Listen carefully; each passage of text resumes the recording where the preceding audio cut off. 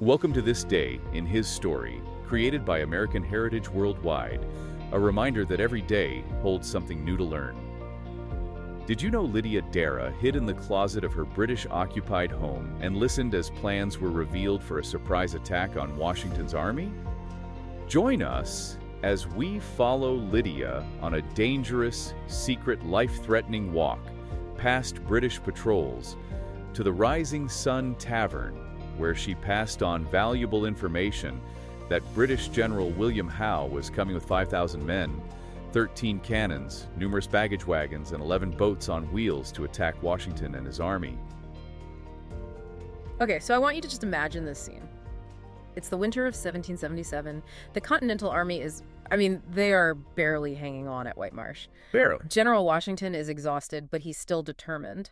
Meanwhile, you've got the British occupying Philadelphia, and they are putting the final touches on a massive surprise attack. An attack that was meant to be the final nail in the coffin for the rebellion. Exactly. And then, out of nowhere, an unlikely hero emerges. A Quaker mother in Philadelphia, one woman who, just by being invisible in plain sight, single-handedly saved George Washington's life and really maybe the entire revolutionary cause. It is, hands down, one of the most incredible stories of civilian espionage from the entire war.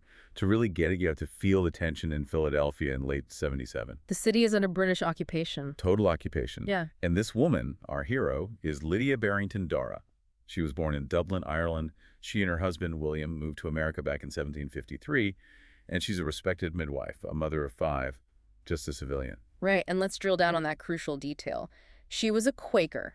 The official stance of the Quaker community was absolute pacifism, neutrality. Which is what makes this so tense, right? Yeah. That's the core of the drama. Because the Darragh family, despite being part of this pacifist community, they secretly supported the Patriot cause. So they're living this double life. A constant double life. Publicly neutral, but privately risking everything. Treason, basically. And that double life gets a lot harder to maintain when the British Army literally moves into your house. That's when it all escalates. Late autumn 1777. The British see the Darragh home. It's large, it's well located, and they demand to use it for their meetings. And it's not a request. Not at all. It's an order. They take over one of the main rooms, which puts the family under constant enemy surveillance. It got so bad they had to send their youngest children away to relatives just to keep them safe. So the stage is set. You've got Lydia Darragh, a secret patriot, living under the same roof as the British High Command. What happens on the night of December 2nd? That's the night. The officers schedule their final crucial meeting to plan the attack. They order the entire Darragh family to go to their bedrooms and stay there. Don't come out. Exactly. They needed total privacy to discuss this fine-tuned attack that they had planned for just 2 days later. And this is where the personal risk just skyrockets. I mean, she could have stayed in bed. Nobody would have blamed her. Of course not. But she decides the intelligence is just too important. She makes a choice that night. This is her moment to become a spy. So what does she do? She waits until the officers are all settled in their meeting. And then, using her knowledge of the house, every creak in the floorboards, she sneaks out. She hides in a small closet right next to the meeting room. Wow. And just listens. The entire future of the revolution is basically hanging on her own, staying quiet and remembering every word. And what she hears must have just been chilling. What was the plan? It confirmed all their worst fears. The officers were laying out a massive, coordinated surprise attack on Washington's army, which was camped out at Whitemarsh, just a few miles north. Terrifying. But the danger isn't even over for her. She has the information, but she still has to get back to her room without anyone knowing. And this part shows you how cool she was under pressure. The meeting ends, the officers start to leave, and one of them, Major John Andre, actually knocks on her bedroom door. And for context, this isn't just some random officer. Major Andre is the British intelligence chief. Later, he's the guy involved in the whole Benedict Arnold plot. He's smart, and he's suspicious. Oh, absolutely. He's the last person you'd want to try and fool. So Lydia has to scramble. She darts out of the closet, gets back into her room, dives into bed, and pretends to be fast asleep. She ignores the first knock. Ignores the first 2. It's only on the 3rd knock that she sort of groggily opens the door, and she somehow pulls it off. She convinces Andre, the most paranoid guy in the building, that she'd been sleeping the whole time. That is just incredible tradecraft. Right in his face. But okay, so she's got the secret. But she's still trapped in an occupied city. How does she get the word out? She needed a cover story. something completely believable, totally non-threatening.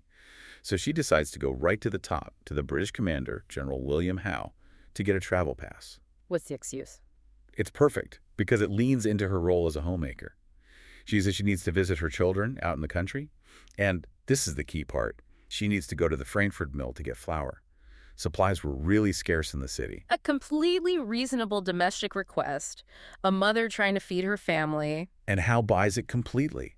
I mean, what threat could a Quaker woman with an empty flour sack possibly pose? He grants her the pass. He does. So on the morning of December 3rd, she sets out.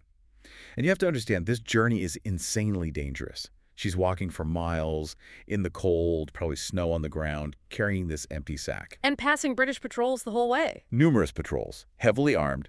Every single soldier she passes is a threat to her mission. She has to just look like a weary mom on an errand the entire time. That walk must have been agonizing. You have to think she was an amazing actor. So she gets to the area, and to keep her cover, she actually goes to the mill, fills up her sack with flour. But that's not her real destination. Where's she really going? Just further down the road, to a place called the Rising Sun Tavern. And why there specifically? The tavern was kind of an open secret among patriots. It was an informal message hub, a safe spot where you could pass information between the city and Washington's army. So she walks in with her big bag of flour as proofs her story, and now she has to find the right person.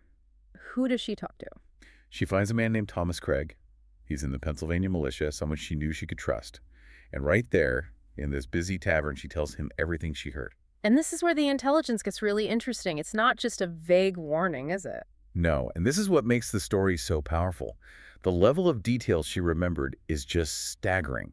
She tells Craig that General Howe is coming with 5,000 men, Okay. 13 cannons, baggage wagons, and get this, 11 boats on wheels. 11 boats on wheels? That is such a strange, specific detail. Why would you need boats on wheels for a land attack? Exactly, and that's why they believed her instantly. It shows you how meticulous Howe's plan was. They weren't just marching up the main road.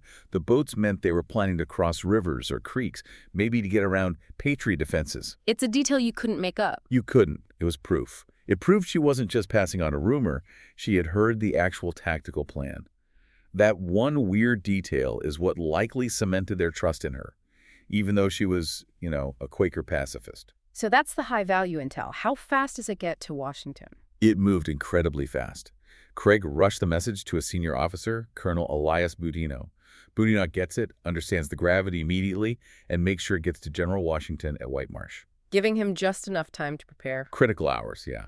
Just enough time to get his whole army ready for what was coming. And so when the British finally launched their fine-tuned attack, what happens? It's a total failure for them. Washington was warned. He was prepared. His forces were in position. The element of surprise was completely gone. The British just walk into a trap. Basically, they arrive, they find the Continental Army ready and waited for a fight. They poke and prod for a bit, realize the plan is blown, and they just retreat back to Philadelphia. It was a huge embarrassment. The British must have been furious. They knew they had a lead. Well, they knew. And we have proof of it from Major Andre himself, the man she fooled. He wrote about it later saying, "One thing is certain, the enemy had notice of our coming, were prepared for us, and we marched back like a parcel of fools." Oh. He ends it by saying, "The walls must have ears." He spent months trying to find the source of the leak, never once suspecting the quiet Quaker woman who was right under his nose. Now, we should mention there are a couple of small discrepancies in the story of how she actually tests the message, right? This happens a lot with secret operations. That's right. The core fact that she delivered the intelligence is solid. But the method is a little fuzzy. Her daughter, Anne, writing about it decades later in 1827, said her mother just spoke to an officer she recognized. Okay. But there's another version, supposedly from a British soldier, that suggested Lydia actually handed Colonel Boudinot a needlebook, like a little sewing kit, with a written message hidden inside. Whether it was spoken or written, the message got through, and those tactical details were the key. Absolutely. She used her perceived harmlessness as the perfect weapon. The British finally left Philadelphia in June 1778, so the family was safe. She was reunited with her children. Sadly, her husband died about a year later. But she carried on. She did. She moved a few years after that and ran a successful store until she died in 1789. She lived the rest of her life knowing what she'd done. It's amazing. She's often compared to Betsy Ross, another Quaker woman from Philadelphia who, bent the rules of her faith to help the war effort. It's a great comparison. Her story is the perfect example of how regular people, not just generals, could change the course of the war. She used the most mundane thing, a mother needing flour for her family, as the ultimate cover. So as you're listening to this, just think about how vulnerable Washington's army really was in 1777. One good surprise attack really could have ended the whole thing. And it was stopped by one person's intelligence, and not just any intelligence. The quality of it is what's so stunning. She didn't just say, the British are coming. She gave them an inventory. 5,000 men, 13 cannons, and those 11 boats on wheels. It's such a powerful reminder that sometimes detailed information is more valuable than an army. The fact that she remembered and passed on those specifics, especially the weirdest one, the boats, that had to be the irrefutable proof. It told Washington's staff this came directly from the source. It forced them to act. So, for you, the listener, maybe the final thought is this. The next time you hear about a huge historical turning point, think about the tiny, strange details. The things like 11 boats on wheels that convince people to trust a secret warning and, in doing so, change the course of history. The fate of a nation can really rest on tactical precision delivered by the most unlikely person you can imagine. Thank you for joining us for this day in his story.